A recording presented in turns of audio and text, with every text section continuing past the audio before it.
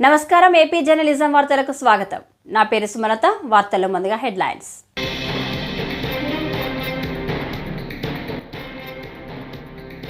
తూర్పు గోదావరి జిల్లాలో రాష్ట్ర వ్యవసాయ శాఖ మంత్రి అచ్చెన్నాయుడు పర్యటించారు.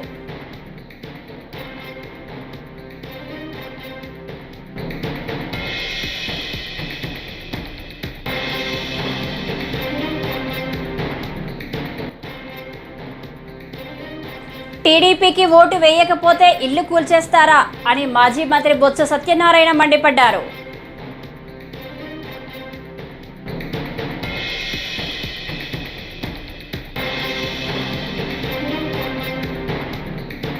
ఎన్నికల సమయంలో చంద్రబాబు ఇచ్చిన సూపర్ 6 పథకాలు అమలు చేయలేమని చేతులెత్తేశామని మాజీ ఎమ్మెల్యే టీజేఆర్ సుధాకర్ బాబు విమర్శ.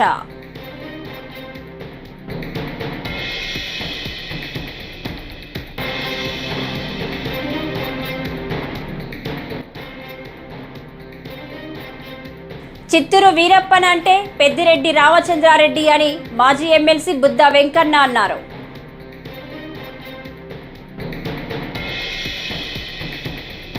ఇక డీటెయిల్స్ చూస్తే తూర్పు గోదావరి జిల్లా సీతానగరం మండలంలో రాష్ట్ర వ్యవసాయ శాఖ మంత్రి అచ్చెన్నాయుడు పర్యటించారు. రాపాకలో వరద నీటిలో మునిగిపోయిన పంట పొలాలు, బొబ్బిలి లంకలో ఏటి గట్టున ఆయన పరిశీలించారు. ఉభయ గోదావరి జిల్లాలో పంట నష్టాన్ని అంచనా వేశామని అన్నారు. ఈ సందర్భంగా మంత్రి అచ్చెన్నాయుడు మాట్లాడుతూ ఇప్పటి వరకు ప్రాథమిక అంచనా ప్రకారం 40,000 ఎకరాల్లో పంట నష్టం వాటిల్లినట్లు నివేదిక వచ్చిందని, మొత్తం అంతా తిరిగానని, ఇంకా ఎక్కువగా పంట నష్టం జరిగినట్లు తెలుస్తోందన్నారు. అందుచేత మరోసారి పంట నష్టంపై రెవెన్యూ అధికారులు సర్వే చేసి నివేదిక ఇవ్వాలని ఆదేశించినట్లు చెప్పారు. ఇంతలోనే విపత్తు వచ్చింది. గోదావరి నది ఉప్పొంగింది. దానివల్ల అటు వెస్ట్ గోదావరి, ఈస్ట్ గోదావరిలో చాలా ప్రాంతాలు ముంపుకు గురయ్యాయి. చాలా గ్రామాలు ముంపుకు గురై ప్రజలు చాలా అవస్థలు పడుతున్నారు. మీరందరూ సజీవ సాక్షులు. గతంలో కూడా మీరు పనిచేశారు. గత 5 సంవత్సరాలు ఎప్పుడైనా ఒక విపత్తు వస్తే, ఎప్పుడైనా వరదలు వస్తే ముఖ్యమంత్రి ఎప్పుడైనా సరే రివ్యూ తీసుకుని అధికార యంత్రాంగానికి అలర్ట్ చేసినటువంటి రోజు ఒక్కటైనా ఉందా? ఆ రోజు 5 సంవత్సరాల్లో ఒక మంత్రి అయినా, ఒక అధికారి అయినా గ్రామాలకు వెళ్లి పేదవాడికి పలకరించినటువంటి దాఖలాలు ఎక్కడైనా ఉందా? మొన్న ఎప్పుడైతే భారీ వర్షాలు వస్తాయి, గోదావరి నదికి విపరీతంగా వరదొస్తుందని తెలిస్తే మా విపత్తుల శాఖ మంత్రి శ్రీమతి అనిత గారు జూమ్ లో కాన్ఫరెన్స్ తీసుకుని కలెక్టర్కి అలర్ట్ చేశారు. ఏవైతే ముంపు ప్రాంతాలున్నాయో, ముంపు మండలాలున్నాయో అధికార యంత్రాంగానికి అప్రమత్తం చేసి ఏ ఒక్క ప్రాణ నష్టం జరగకూడదు, వారందరికీ సురక్షిత ప్రాంతాలకి తరలించడమే కాదు, మీరు చూశారు గతంలో వరదొస్తే తరలించి వారికి బస్తాల్లాగా ఒక స్కూల్లోనో కొట్లోనో పెట్టేయడమే తప్ప ప్రభుత్వాలు చూడక ఆర్తనాదాలు విన్నాం. మాకు భోజనం అందడం లేదు, పిల్లలకు పాలు అందడం లేదు, సకాలంలో నీళ్లు లేవు, టాయిలెట్స్ లేవని. ఈ 5 రోజుల్లో ఎక్కడైనా ఒక వార్త వచ్చిందా? భోజనాలు పెట్టాం, పిల్లలకు పాలు ఇచ్చాం, వాటర్ ఇచ్చాం, వాళ్ళు మళ్ళీ నార్మల్ గా వచ్చి ఇంటికి వెళ్లేసరికి 3,000 రూపాయలు పరిహారం కూడా ఇచ్చి. ఎన్నికల సమయంలో చంద్రబాబు ఇచ్చిన సూపర్ 6 పథకాలు అమలు చేయలేమని చేతులెత్తేశారని మాజీ ఎమ్మెల్యే టీజేఆర్ సుధాకర్ బాబు విమర్శించారు. మేము ఎన్నికల ముందే చెప్పాం, బాబు ఇచ్చిన హామీలు అమలు సాధ్యం కాదని.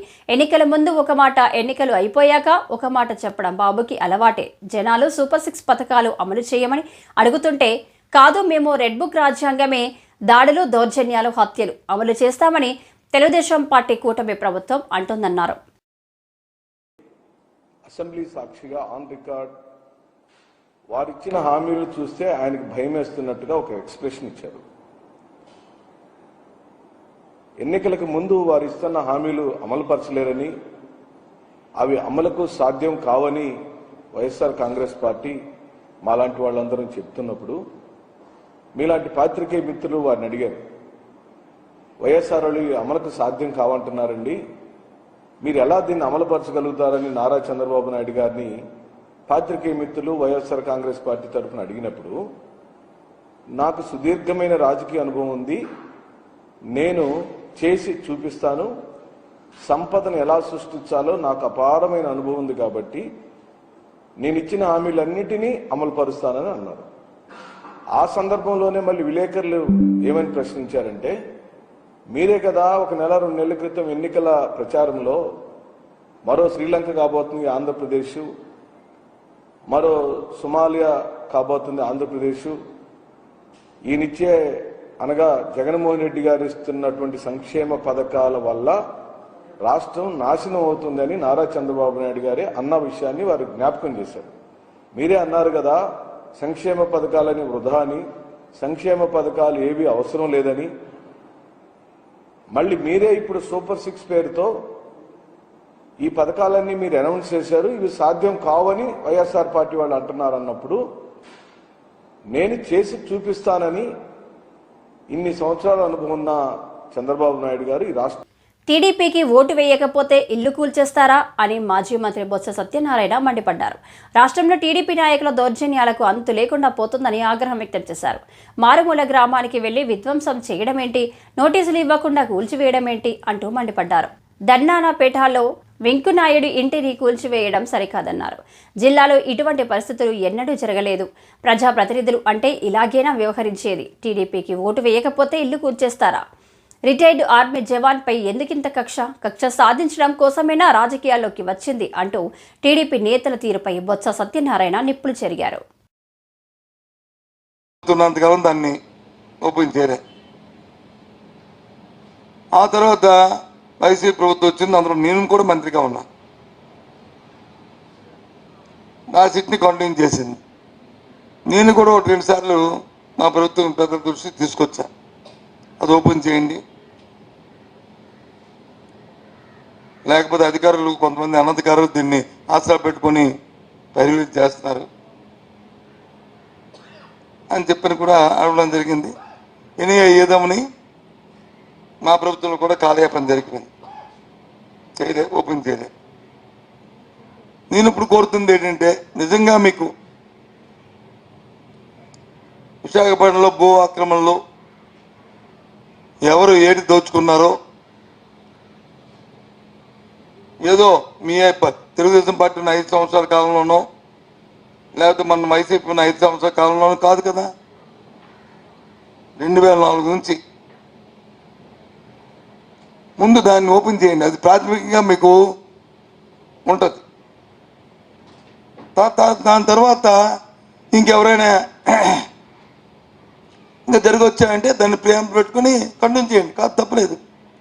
ముందు సిట్ ఓపెన్ చేయండి, నిజంగా చిత్తశుద్ధుంటే ముందు నాయకులు డిమాండ్ చేయండి. చిత్తూరు వీరప్పన్ అంటే పెద్దిరెడ్డి రామచంద్రారెడ్డి అని మాజీ ఎమ్మెల్సీ బుద్ధ వెంకన్న అన్నారు. సోమవారం విజయవాడలోని తన కార్యాలయంలో ఆయన మీడియాతో మాట్లాడారు. చిత్తూరు జిల్లాలో పెద్దిరెడ్డి రామచంద్రారెడ్డి, పెద్దిరెడ్డి మిథున్ రెడ్డిలపై ప్రజలే స్వచ్ఛందంగా తిరగబడుతున్నారని అన్నారు. త్వరలోనే పెద్దిరెడ్డి కుటుంబం చేసిన అవినీతిపై టీజీపీకి లిఖితపూర్వకంగా ఫిర్యాదు అందిస్తానన్నారు. అడవిలో దొంగ వీరప్పనికి వారసుడు లేడు, కానీ ఈ పెద్దిరెడ్డి రామచంద్రారెడ్డికి మాత్రం వారసుడు ఉన్నాడు, పెద్దిరెడ్డి మిథున్ రెడ్డి. చిత్తూరు జిల్లాలో భూ కబ్జాలు, వాళ్ళ అనుచరులు దారి దోపిడీలు, ప్రజల్ని అనేక విధాలుగా వాళ్ళు ఇబ్బంది పెడితే ఆఖరికి ఈ అబ్బా కొడుకుల్ని పొంగనూరులో కూడా అడుగు పెట్టకుండా ఉన్నటువంటి ప్రజలు ఎదురు తిరిగితే ఆ నమ్మకం తెలుగుదేశం పార్టీ మీద నెట్టేది. అక్కడ రెవెన్యూ అధికారులు వెళ్ళి ఫిర్యాదులు తీసుకుంటే ఒక్క రోజులో దాదాపు 600 మంది వాళ్ళ కబ్జాల గురించి, వాళ్ళ దోపిడీ గురించి ప్రజలు పిటిషన్ల ద్వారా, రిప్రజెంటేషన్ల ద్వారా వాళ్ళు అక్కడెక్కడ దోచుకున్నారు, వాళ్ళొక్క పొగోడోడికే పరిమితం కాకుండా పెద్దూరెడ్డి చిత్తూరు జిల్లా వీరప్పలాగా మొత్తం జిల్లా మొత్తం వ్యాపించడం, శ్రీకాళహస్తి కానీ, మదనపల్లి కానీ, తంబలపల్లి కానీ, ఇలాగ అనేక నియోజకవర్గాలు అతను ఒక చోట పోటీ చేసి, వాళ్ళ అబ్బాయి ఎంపీగా పోటీ చేసి, వాళ్ళ తమ్ముడు ఒక చోట పోటీ చేసి, వాళ్ళ అనుచరులు ఇంకో చోట పోటీ చేసి, ఇలాగా మొత్తం చిత్తూరు జిల్లాని విజయవాడలోని పాయకాపురంలో వంగవీటి మోహనరంగ కాపు కమ్యూనిటీ హాల్ భవనాన్ని సెంట్రల్ ఎమ్మెల్యే బొండా ఉమా సోమవారం ప్రారంభించారు. ఈ సందర్భంగా ఆయన మాట్లాడుతూ పేదలకు కష్టం వస్తే గుర్తుకు వచ్చే పేరు వంగవీటి రంగ అన్నారు. ఆయన పేరు మీద కమ్యూనిటీ హాల్ను నిర్మించడం తన పూర్వజన్మ సుకృతంగా భావిస్తున్నానన్నారు. పేద వర్గాలకు అందుబాటులో కళ్యాణ మండపం అందుబాటులో ఉంచుతామని వెల్లడించారు. రంగ గారి పేరు మీద ఈ రోజున ఒక మంచి కార్యక్రమాన్ని ప్రారంభించుకోవడం సంతోషం. ఏ పేద వర్గాల కోసం ఎంత పెద్దవాళ్లతోనే పోరాడే వంగవీటి మోహన్ రంగ గారి ఆశయాలకు అనుగుణంగా ఆ మహానుభావుడి పేరు మీద పేద వర్గాలు నివసించే ఈ ప్రకాష్ నగరు, ఎల్బిఎస్ నగరు ఈ ప్రాంతంలో ఒక కళ్యాణ మండపాన్ని ఆయన పేరు మీదే కట్టి ఇవాళ రాధారంగ మిత్రమండలి రాష్ట్ర అధ్యక్షులైన చెన్నుపాటి శ్రీనివాసరావు గారి చేతుల మీదుగా ఇవాళ ప్రారంభించుకోవటం మాకు సంతోషం. ఈ నియోజకవర్గంలో ఆ మహానుభావుడి పేరు మీద కళ్యాణ మండపం ఏర్పాటు చేసుకోవడం కూడా నా పూర్వజన్మ సుకృతంగా భావిస్తూ ఉన్నాను. ఎందుకంటే ఈరోజు కూడా పేద వర్గాలకి తక్కువ గుర్తొచ్చే కష్టం వస్తే పేరు రంగా గారు. మరి ఆయన చనిపోయి ఇన్ని సంవత్సరాలైనా ఇవాళకి రాష్ట్ర వ్యాప్తంగా ఇన్ని విగ్రహాలు పెడతా ఉన్నారంటే, ఇన్ని కళ్యాణ మండపాలు పెడతా ఉన్నారంటే చరిత్రలో చిరస్థాయిగా మిలిచిపోయే మరణం లేని జననం వంగవీటి మోహన్ రంగ గారు. ఈరోజు అలాంటి వ్యక్తి పేరు మీద ఈ కళ్యాణ మండపం ఇక్కడ పెడతానికి సహకరించినటువంటి ఈ రాష్ట్ర ముఖ్యమంత్రి చంద్రబాబు నాయుడు గారికి, అలాగే మా ప్రభుత్వానికి అందరికి కూడా ధన్యవాదాలు తెలియజేస్తూ, ఏ పేద వర్గాల కోసం ఆయన జీవించాడో, ఏ పేద వర్గాల కోసం ఆయన చనిపోయాడో, ఆయన ఆశయాలకు అనుగుణంగా ఈ కళ్యాణ మండపం పేద వర్గాలకు అందుబాటులో ఉంది. తెలంగాణ ప్రజల సాంప్రదాయ బోనాల పండుగ సందర్భంగా ప్రజలకు మాజీ ఉపరాష్ట్రపతి వెంకయ్య నాయుడు హృదయపూర్వక శుభాకాంక్షలు తెలిపారు. బోనాల పండుగను పురస్కరించుకొని హైదరాబాద్ రామ్నగర్లోని హర్యానా గవర్నర్ బండారు దత్తాత్రేయ నివాసానికి వెంకయ్య నాయుడు విచ్చేశారు. సమాజంలోని ప్రజలందరూ సుఖ సంతోషాలతో ఉండాలని, అందరి కుటుంబాల్లో ఆనందం వెల్లివిరియాలని వెంకయ్య నాయుడు ఆకాంక్షించారు. ఈ సందర్భంగా వెంకయ్యను బండారు దత్తాత్రేయ శాలువాతో సత్కరించారు.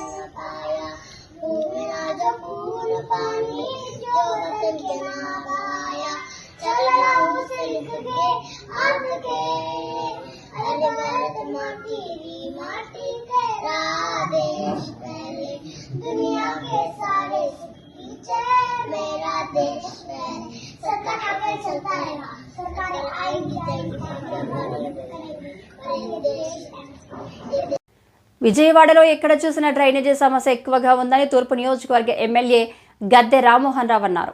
స్ట్రామ్ వాటర్ డ్రైనేజీ పనులను గత ప్రభుత్వం పూర్తి చేయకపోవడం వలన వర్షపు నీరు ఎక్కడికక్కడ నిలిచిపోయి ప్రజలు ఇబ్బంది పడే పరిస్థితి నెలకొన్నదన్నారు. విజయవాడ వెంకటేశ్వర నగర్లో సోమవారం పర్యటించి స్థానిక సమస్యలు తెలుసుకున్నారు.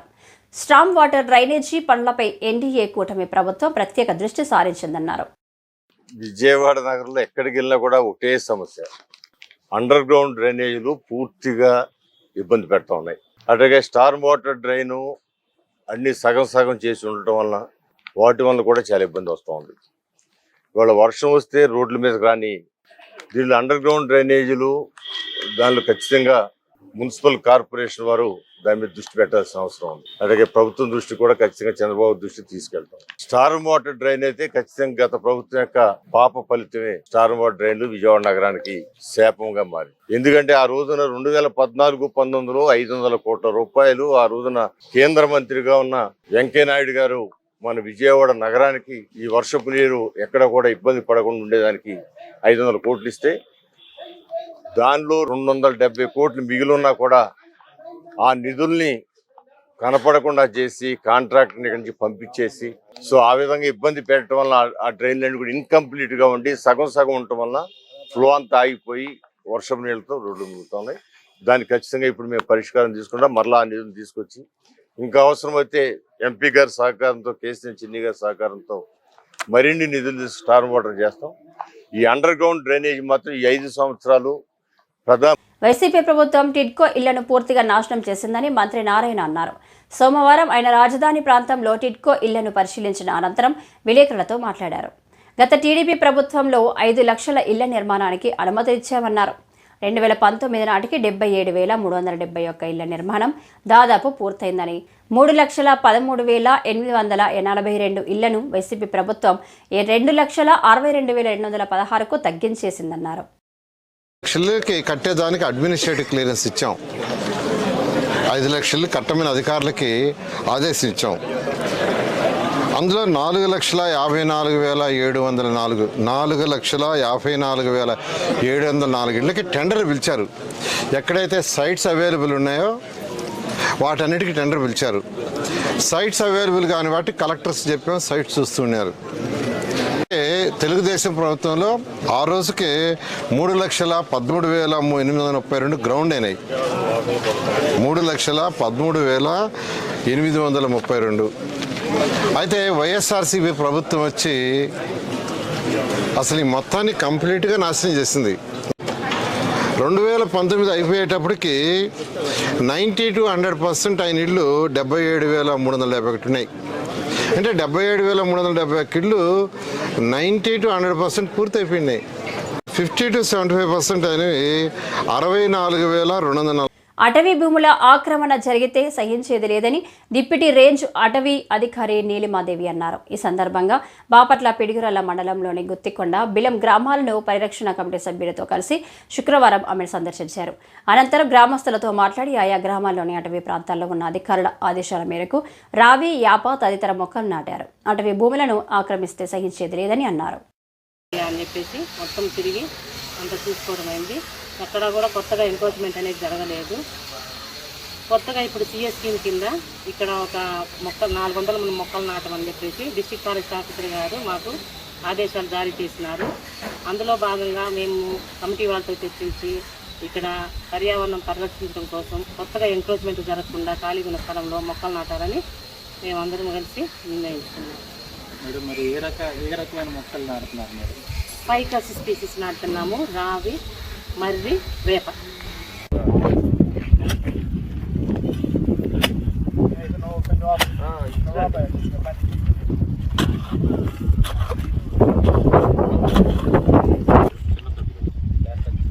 కరెంట్ స్తంభాలు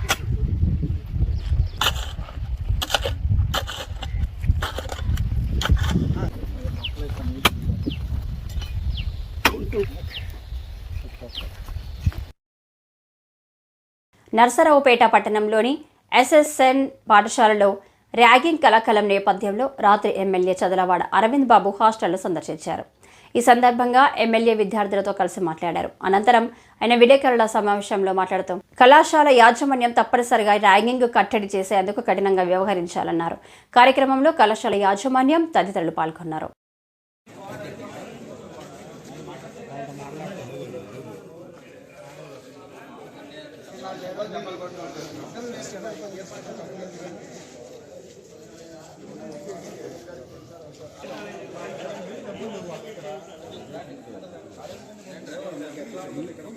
మీడియా సోదరులందరూ కూడా ధన్యవాదాలు తెలియజేస్తూ, మరి ఇవాళ మనం ఎస్ఎస్ఎన్ కాలేజీ హాస్టల్లో ఉండటం జరిగింది.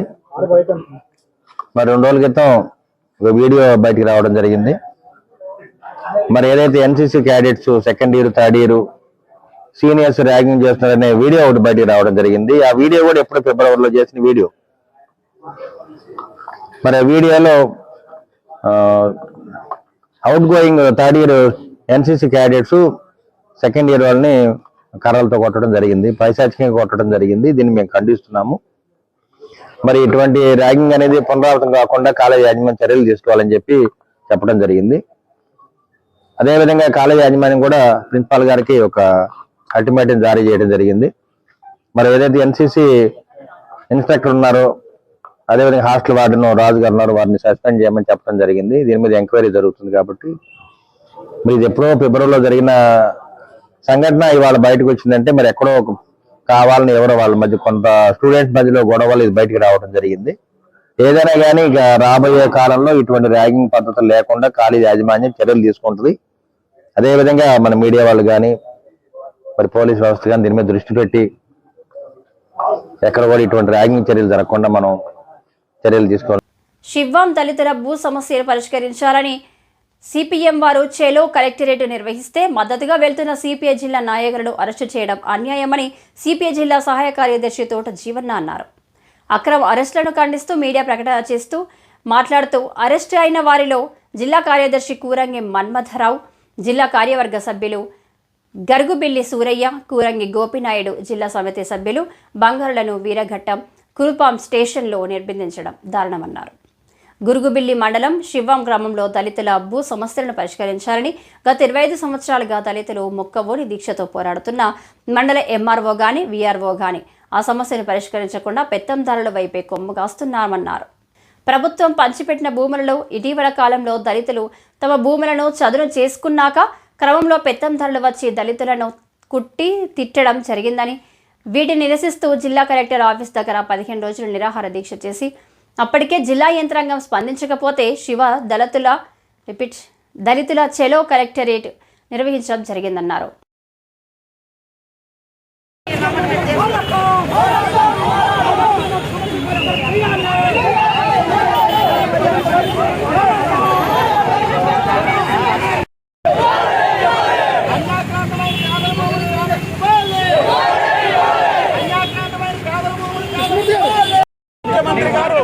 ఇలాంటి భూముల్ని వెనక్కిస్తామని మీటింగ్ పెట్టారు. ఇక్కడున్న అధికారులేమో ముఖ్యమంత్రి చేస్తున్నారు. ఈ పోరాటాన్ని రాష్ట్ర వ్యాప్తంగా తీసుకెళ్తాం, వీళ్ళ సంగతి తెలుస్తామని సందర్భంగా తెలియజేస్తున్న అభ్యర్థి బి వెంకటేశ్వర్లు, రాష్ట్ర ప్రధాన కార్యదర్శి.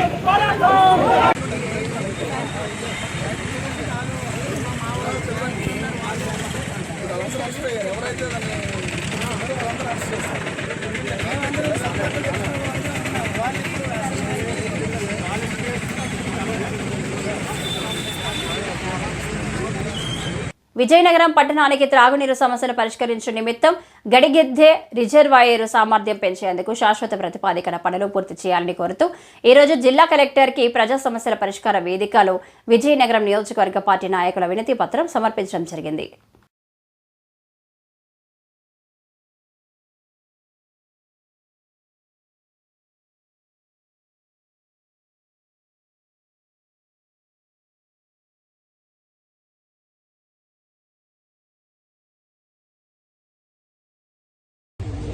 విజయనగరం పట్టణానికి 1911లో ఆ రోజు మహారాణి అప్పలకొండయ్యమ్మ గారు మనకి మంచినీళ్లు సరఫరా చేయడం, గోస్తాని చంపావతి నుంచి చేయడం అనేది అందరికీ తెలిసిన విషయమే. అలాగే తర్వాత జనాభా పెరిగిన సందర్భంలో పోసుపాటి అశోక్ గజపతిరాజు గారు ఆ రోజు తెలుగుదేశం పార్టీ హయాంలో ఆయన మంత్రిగా ఉన్నప్పుడు ఆయన గోస్తాని నది నుంచి ముసురుపల్లి నుంచి బావుల ద్వారా ఇక్కడికి విజయనగరం పట్టణానికి 24 కోట్ల రూపాయలు ఖర్చు పెట్టి ఆ రోజు చేయడం జరిగింది. అయితే ఇప్పటికీ కూడా ఇంకా జనాభా పెరిగిపోతుందని మనకి ఇంకో స్కీము రావాలనే ఉద్దేశంతో మనకి తెలుగుదేశం పార్టీ ప్రభుత్వం ఆ రోజు నదులు అనుసంధానం కార్యక్రమం చంద్రబాబు నాయుడు గారు పెట్టడం జరిగింది. ఆ కార్యక్రమంలో నాగావళి నుంచి వచ్చిన వాటర్ని గడిగడ్డ ద్వారా చంపావతి నదికి తీసుకొచ్చి అక్కడ మధ్యలో ఉన్న వ్యవసాయం గురించి అవనియండి, అలాగే విజయనగరం పట్టణానికి మంచినీరు గురించి ఒక బ్రహ్మాండమైన స్కీము 2018 పెట్టడం జరిగింది. ఆ 18 నుంచి కొంత పని జరిగినప్పటికీ కూడా కొంత పంతొమ్మిది ఈ వైకాపా ప్రభుత్వం అధికారం వచ్చిన తర్వాత ఈ 5 సంవత్సరాల్లో ఒక్క అడుగు కూడా ముందుకేయకుండా ఈరోజు ప్రతి ఒక్కరికి కూడా మంచినీటి ఇబ్బంది కలిగించి 2 రోజులకి 3 రోజులకి 5 రోజులకు కూడా నీళ్లు వచ్చే పరిస్థితికి ఈరోజు ఈ వైకాపా ప్రభుత్వం దిగజారిపోయిందని చెప్పి తెలియజేస్తున్నాం. ఇప్పుడు మళ్ళీ చంద్రబాబు నాయుడు గారి ఆధ్వర్య ముఖ్యమంత్రిగా మా ప్రీతమ నాయకురాలు స్థానిక ఎమ్మెల్యే గారు అదితి మేడం గారి చొరవతోటి ఈరోజు మళ్ళీ మేము అందరం కూడా కలెక్టర్ గారి దగ్గరికి వచ్చి గ్రీవెన్స్ సెల్లోని ఈ స్కీమ్ని వెంటనే పునరుద్ధరించాలని, విజయనగరం ప్రజలకి మంచినీటి సౌకర్యం ప్రతిరోజు కల్పించాలనే మంచి ఉద్దేశంతో ఈరోజు కలెక్టర్ గారి దృష్టికి పెట్టడం జరిగింది. ఈ విషయాన్ని అందరికీ తెలియజేయాలని మేము ముందు మాట్లాడడం జరుగుతుందని చెప్పేసి కూడా తెలియజేస్తాం. తమ భవానీ చారిటబుల్ ట్రస్ట్ ద్వారా ఇప్పటికే అనేక సేవా కార్యక్రమాలు చేశామని, ఇక ముందు కూడా కొనసాగిస్తామని ట్రస్ట్ నిర్వాహకులు సిటీ ఎమ్మెల్యే యాదిరెడ్డి శ్రీనివాస్ చెప్పారు. ప్రతిభ గల పేద విద్యార్థులను కొందరిని గుర్తించి వారికి సోమవారం ట్రస్ట్ తరపున ఆర్థిక సాయం అందించారు. ఈ సందర్భంగా ఆయన మాట్లాడుతూ తమ సంపాదనలో కొంత మొత్తాన్ని ట్రస్ట్ ద్వారా ఖర్చు చేస్తున్నామని, ఎవరి దగ్గర విరాళాలు తీసుకోవడం లేదని స్పష్టం చేశారు. గతంలో పలువురు పేద విద్యార్థులకు సాయం అందించడంతో పాటు వైద్య శిబిరాలు కూడా నిర్వహించామని ఆయన గుర్తు చేశారు. అలాగే ఇండియన్ బ్యాడ్మింటన్ టీంలో సెలెక్ట్ అయిన ఈషా అనే క్రీడాకారునికి కూడా స్పోర్ట్స్ ప్రాధాన్యతలో భాగంగా చేయూతనిస్తామని ఆయన ప్రకటించారు. విద్యా వైద్య కార్యక్రమాలకు అధిక ప్రాధాన్యత ఇచ్చే సేవా కార్యక్రమాలను కొనసాగిస్తామని ఎమ్మెల్యే ఆదిరెడ్డి శ్రీనివాస్ చెప్పారు. ప్రభుత్వం చేసే కార్యక్రమాలు ఎలాగూ చేస్తుంది, అయితే వదాన్యులు కూడా ముందుకొచ్చి ఎవరికి వారు తమ పరిధిలో ఉన్న ప్రతిభ గల పేద విద్యార్థులకు చేయూతనిచ్చి చదివించాలని ఆయన కోరారు. ఈ కార్యక్రమంలో రాష్ట్ర కార్యదర్శి కాశీ నవీన్ కుమార్, మాజీ కార్పొరేటర్లు కడాలి రామకృష్ణ, మూకమాటి సత్యనారాయణ, నగర ఎస్ఎస్ఎల్ అధ్యక్షులు చాపల చిన్నరాజు, నాయకులు మల్ల వెంకటరాజు, సలాది ఆనంద్, సింహ వెంకటేష్ తదితరులు పాల్గొన్నారు.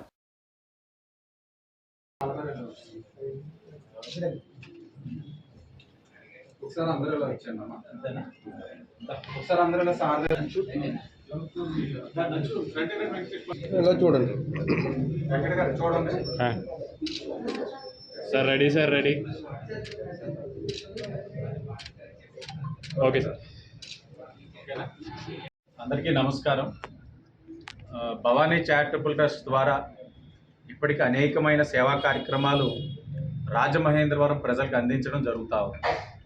దానిలో భాగంగా ఈ రోజున ఏదైతే ప్రతిభ ఉండి ఆర్థికపరమైన సమస్యలతో ఉన్న కొంతమంది విద్యార్థులను ఎంచుకొని వారికి ఈ రోజున ట్రస్ట్ నుంచి ఫైనాన్షియల్ అసిస్టెన్స్ ఇవ్వడం జరిగింది. వారందరూ కూడా బాగా చదువుకోవాలని, అభివృద్ధి చెందాలని భవానీ చారిటబుల్ ట్రస్ట్ ద్వారా మేము ఆశిస్తూ ఉన్నాం. అలాగే రాజమహేంద్రవరంలోని ధనికులు అనేక మంది ఉన్నారు. వారందరూ కూడా ముందుకు వచ్చి మీ వంతు బాధ్యతగా ఎంతో కొంతమంది పిల్లలు చదివించగలిగితే ప్రభుత్వ పరంగా ప్రభుత్వం చేసే కార్యక్రమాలు చేస్తాయి. కానీ ప్రభుత్వం ఒక్కటే ఈ సమస్యలన్నీ తీర్చగలదు అని నేను ఆశించట్లే. ప్రభుత్వంతో పాటు స్వచ్ఛంద సంస్థల ఒక సహకారం కూడా ఉన్నట్లయితే మనం ఏదైతే నిరుద్యోగం కానీ లేకపోతే విద్యను అందించలేని పరిస్థితులు ఏదైతే కనబడతా ఉన్నాయో అవన్నిటిని కూడా మనం సమస్యను పరిష్కరించడానికి అవకాశం ఉంటుంది. ఆ యొక్క కార్యక్రమంలో అందరూ కూడా భాగ్యస్వాములు అవ్వాలని ఆశిస్తూ భవానీ చారిటబుల్ ట్రస్ట్ ద్వారా భవిష్యత్తులో కూడా. ఈ వార్తలు ఇంతటితో సమాప్తం. నమస్కారం.